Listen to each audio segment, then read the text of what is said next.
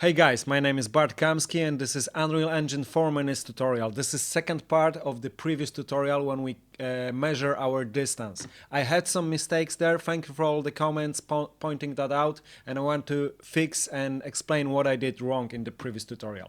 Okay, so basically what we did here is we get velocity of our character, which is the vector with its length depending on the actual speed in that moment of our character, and the rotation of its vector represents the rotation and direction of our character.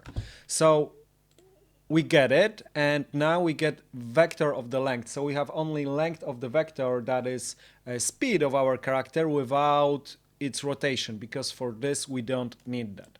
And then we created a distance variable, and we add on every frame this length, vector length, so the velocity, the speed of our character to the distance, and on the next frame we add it, and on the next frame, and so on. So this distance gradually gain when character moves. So this is like a mileage for a car.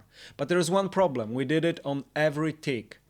So if our velocity of our character is, let's say, 10, and we have 50 frames per second, so 50 ticks, we add 50 times a second. But if we have a frame drop and our tick drops from 50 to 20, let's say, so we added only 20 times in the second. So our distance could vary, depends on our GPU or frame drop in the game. And obviously we don't want that. We always, no matter the frames, we always want to have the same value.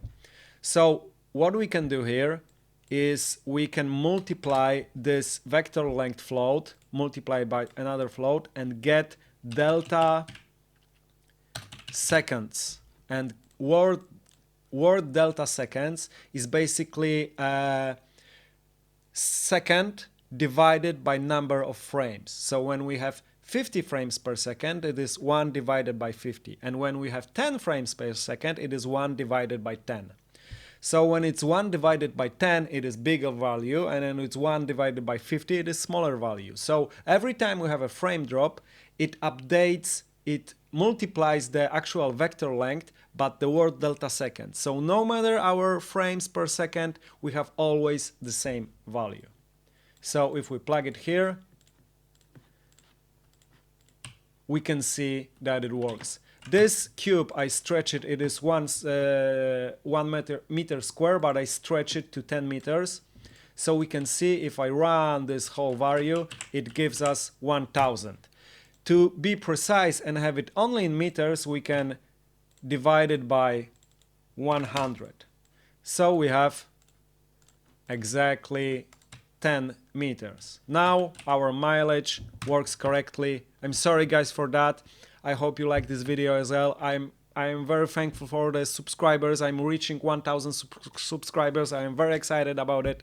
And once again, thank you. Thanks for watching. Thanks for all the comments, and see you next time.